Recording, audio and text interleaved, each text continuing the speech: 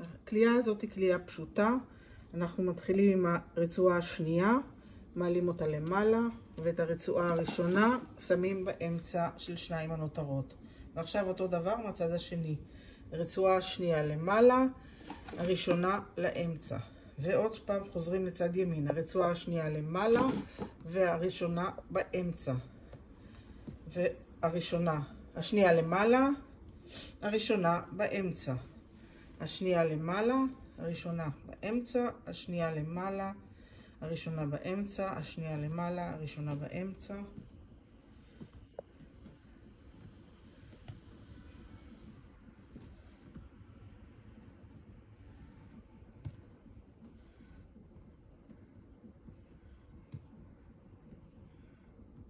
ואת הקצה אנחנו אוספים למתחת, שזה יהיה יפה, יהיה גימור יפה, ומעבירים לתבנית.